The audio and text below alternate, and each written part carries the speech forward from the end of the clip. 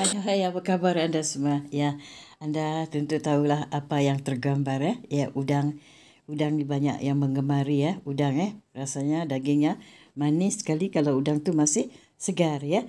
Jadi mungkin menjadi salah satu makanan favorite banyak orang ya. Jadi makanan laut atau satu ini tidak hanya menikmati dan nikmat dan lazatnya juga daripada diolah dengan berbagai cara. Jadi kamu boleh mengolahkannya dengan cara yang kamu sukai seperti digoreng, dipanggang, dimasak lemak, cili api dan sebagainya. Tapi hari ini aku tidak menghidangkan masak lemak udang, tapi menghidang cara lain. Nanti akhir dalam kisah udang ni akan aku ceritakan masak apa udang ni ya. Yang kita masak apa hari ni. Udang ni diolah begitu rupa ya. Tapi bukan masak lemak. Jadi mengolah udang boleh dengan digoreng, dibakar atau sekadar dikukus ya. Jadi selain pada itu udang juga boleh dijadikan bahan tambahan dalam makanan lain ya. Seperti keropok ya atau terasi. Ini adalah yang menyebabkan udang sering ya kita konsumsi dan menjadi favorite dengan rasa yang begitu enak sekali ya. Jadi jenis udang laut ni tentunya anda boleh apa kata orang tu tentunya ada yang boleh maaf ya serak sikit suara ni dimakan dan ada pula yang tidak boleh dikonsumsi ya. Jadi dari sekian banyak jenis udang laut ni kamu tentu boleh memilih berbagai jenis udang yang enak dan lazat juga disantap dengan berbagai olahan ya. Ya, itu dia. Ya, kata orang jenis udang laut yang pertama adalah udang jerbung. Udang jerbung ni sering juga disebut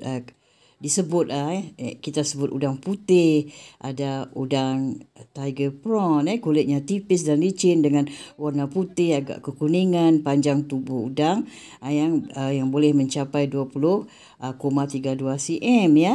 Ya, tekstur udang ini padat sehingga menawarkan beragam pilihan pengolahan untuk para koki. Contohnya udang ini boleh dikonsumsi setelah dikukus, direbus, dipanggang ataupun digoreng ya. Namun udang ini tidak sesuai dimasak dengan cara dibakar ya. Ada orang dia bakar ya. Jadi kerana kulitnya agak tipis untuk ukuran yang tidak terlalu besar akan mudah gosong lah ya. Jadi udang jerbung ni adalah pilihan yang baik untuk banyak koki kerana memiliki rasa klasik tekstur yang padat ya, solid, rasa manis dagingnya dan mudah dibersihkan ya. Jadi di sini ya di Asia ni sendiri merupakan penghasilan udang jerbung terbesar di dunia ya. Udang jenis inilah yang sering kita jumpai di pasar ya. Jadi udang yang dikenal dengan nama pink stream ni, nama ini diambil dari warna kulitnya yang berwarna merah muda agak kekuningan ya. Ya, jenis udang laut memiliki ukuran tubuh yang tidak terlalu besar sehingga sering disebut udang salad ya, kerana banyak digunakan untuk salad udang ya. Salah satu cara terbaik menikmati udang di dogol ni adalah dimasak dengan cara dilumuri tepung ya. Ada orang disuka dilumuri tepung, digaul dengan tepung lah ya. Kemudian digoreng sampai menjadi garing ataupun renyah ya, garing ya. Jadi rasanya bikin ketagihan begitu ya. Ya, jenis udang laut lah berikutnya adalah udang udang memiliki ukuran paling kecil di antara jenis lain ya. Meskipun hanya berukuran 2 cm hingga 3 cm ya. Udang yang berwarna kuning ini memiliki kandungan gizi yang tinggi sekali.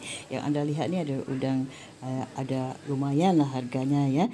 Jadi biasanya proses menjadi keropok atau terasi, selain itu udang rebun ni juga cocok sesuai diolah menjadi pelengkap masakan ya, seperti rempeyek, botok-botok ataupun sambal udang ya.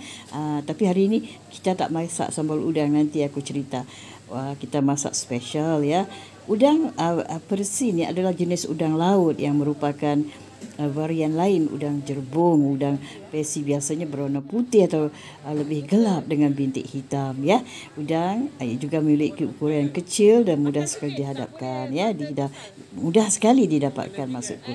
Jadi udang ini biasanya diolah kata orang menjadi bakwan udang ya, udang peyek atau dibaluti dengan tepung ataupun digaul dengan tepung dan sebagainya, ikut cita rasa anda lah ya. Seperti hanya udang jerbung ni, udang boleh digunakan untuk berbagai olahan masakan ya, seperti digoreng ataupun dibuat asam manis ya. Ya, ada orang masak manis 3 rasa ya. Aku pernah rasa itu. Rasa manis, manis masam ya. Namun udang ni jenis tidak sesuai dibakar kerana kulitnya tipis lah, membuatkan mudah gosong ya, dia mudah gosong ya. Jadi udang pancit ni dikenal juga dengan nama udang rindu ataupun tiger shrimp. Kulitnya tebal dan keras dengan warna hijau ataupun merah serta garis melintang agak gelap ya. Udang yang berukuran relatif besar ni dapat ditemui di sepanjang pantai Asia Tenggara, di Australia, Asia Selatan dan Afrika Timur ya. Jadi udang rindu sesuai diolah menjadi sempurna udang-udang yang lebih besar. Jadi umumnya dimasak dan dinikmati sebagai udang bakar madu ya. Anda tentu pernah rasa udang bakar madu, memang enak ya. Ya, disapukan madu ya, dibakar dulu kemudian disapu madu. Jadi yang ada masak kari udang dan sate udang. Ya, anda tentu pernah rasalah sate udang sedap tau jadi hari ini keluarga kami menghidangkan ada campuran kari tapi bukan kari udang, ada namanya ya. Okey, kita sambung balik. Udang ataupun merupakan salah satu jenis udang laut yang cukup mahal ya, lumayan harganya. Yang anda lihat ni juga harganya lumayan.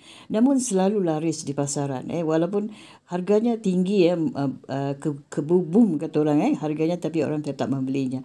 Warna putih dengan corak agak kebiru-biruan kelebihan udang. Jadi iaitu dagingnya empuk solid sekali kental dan enak Jadi proses budaya udang ini juga relatif cepat ya. Dia juga dikenal dengan nama lain seperti udang raja ataupun udang putih Pasifik. Ada udang raja tau.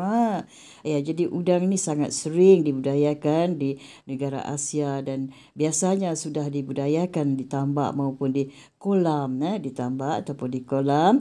Jadi jenis udang laut ni sesuai seolah menjadi berbagai macam masakan ya, mulai digoreng belado masak belado, digoreng sup, dimasak sup atau dimasak mi Hong Kong, mi kuah mi kuah udang, kita pernah dengar mi udang atau menjadi pelengkap masakan ya. Ya, anda tentu pernah dengar tentang udang kipas jenis udang laut. Selanjutnya adalah udang kipas ataupun udang sikat ya. Aku enggak pernah lihatlah macam mana udang sikat ya. Mungkin namanya saja diubah-ubah tapi udangnya bentuk mungkin sama. Mungkin kualitinya agak sedikit lain lah ya.